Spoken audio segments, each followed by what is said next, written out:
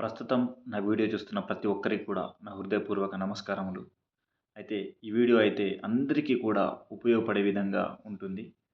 చిన్న, పెద్ద తేడా లేదు. ఇల్లిటరేట్, లిటరేట్ చదువుకున్న వాళ్ళకు, చదువు లేని వాళ్ళకు కూడా తేడా లేదు. ఎవరికైతే భాషను అభివృద్ధి చేసుకోవాలి, నా జీవితంలో ఇది కూడా ఒక అవసరం అని అనుకున్న వాళ్ళ కోసం ఈ వీడియో చేస్తున్నాం. చూడండి, చాలా వరకు మనం కూడా విలేజ్‌లో చూస్తా ఉంటాం. ఆహ్, చదువు లేకున్నా గూడా అరబ్ దేశాలకు ఆహ్, వెళ్ళి అక్కడ ముస్లిమ్స్ వాళ్ళుంటారు. వాళ్ళ యొక్క అరబ్బీ లాంగ్వేజ్‌ని మస్కట్ గాని, దుబాయ్, ఖత్తర్ ఇలాంటి దేశాల్లోకెళ్తారు పాపం. వాళ్ళు మన తెలంగాణ రాష్ట్రాన్ని వదిలి ఎళ్తారు. ఎప్పుడైతే మన కంఫర్ట్ జోన్ మనం జన్మించినటువంటి స్థలం తెలంగాణ, ఆంధ్రప్రదేశ్, తమిళనాడు, కేరళ ఏదైనా గావచ్చు.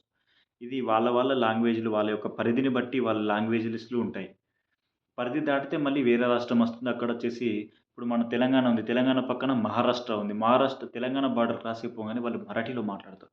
సో, వారి ప్రాంతీయ భాషలు ఉంటాయి. ప్రాంతీయ భాషలన్నీ ఇప్పుడు ఈ రాష్ట్రాలన్నీ కలిపి ఒక దేశం అయితే, ఆ దేశానికి ఒకటే లాంగ్వేజ్ హిందీ. సో, అలా ప్రతి ఒక్కరు గూడా హిందీ రావాలని రూల్ ఉంది. కానీ అందరికి రాదు కదా! సౌత్ మెయిన్‌గా సౌత్ వాళ్ళకి రాదు. వేరే అదర్ స్టేట్ వాళ్ళకి హిందీ వస్తది. సో, ఏదైనా గూడా ఇదో లాంగ్వేజ్ గాబట్టి, ఇంగ్లీష్ నేర్చుకోవాలనుకుంటే, ఇంగ్లీష్ అనేది నేర్చుకుంటే వరల్డ్‌లో ఎక్కడికైనా మనం వెళ్ళొచ్చు. సో, దీనికోసం మరి అరబ్బీ మన వాళ్ళు చదువుకోకున్నా గూడా అరబ్బీలో మాట్లాడగలిగినప్పుడు, మరి ఇంగ్లీష్ ఎందుకు మాట్లాడలేము? ఇంగ్లీష్‌కు స్టడీకి ఏం సంబంధం లేదు. ఇది జస్ట్ లాంగ్వేజ్. సో, నువ్వెంత చదివావనేది ముఖ్యం గాదు. లాంగ్వేజ్ నేర్చుకోవాలి అనంటే మనకు పట్టుదల ఉండాలి. You have to do practice. నువ్వు ఎప్పుడైతే ప్రాక్టీస్ చేస్తావో అప్పుడు definitely you will be success. మనం ఖచ్చితంగా సక్సెస్ అయితాం మన లాంగ్వేజ్‌కి. ఏదైనా సరే. సపోజ్ నువ్వు వెయిట్ తగ్గించుకోవాలనుకుంటే ఎక్సర్సైజ్ చేయాలి. మనము ఫస్ట్ నడుస్తున్నాము అనంటే ఫస్ట్ మనం కింద పడి లేస్తాం. అలాగే ఈ లాంగ్వేజ్ నేర్చుకోవడానికి కూడా you do any mistakes. How many mistake you are doing there is no part. There is no count. You do more mistakes and you will be correct for that mistakes. Never repeat again. మీరు ఏ తప్పునైతే చేస్తున్నారో దాన్ని ఇంకా తప్పులు చేయండి. కానీ దాన్ని మళ్ళీ రిపీట్ కాకుండా చూడండి. ఎన్ని తప్పులు చేసినా పర్వాలేదు. కానీ చేసిన తప్పును మళ్ళీ రిపీట్ కాకుండా చూసుకోవాలి. Whatever you do mistake and you never repeat again.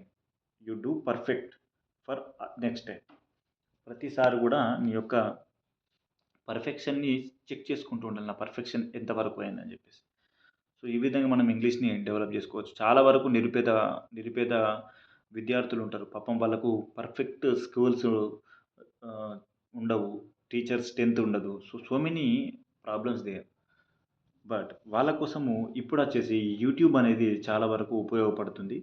మనము మొబైల్ మన చేతిలో పెట్టుకొని, అరచేతిలో చరవాణి పెట్టుకొని, మన అరచేతిలో మన మొబైల్ పట్టుకొని మనము నేర్చుకోవచ్చు.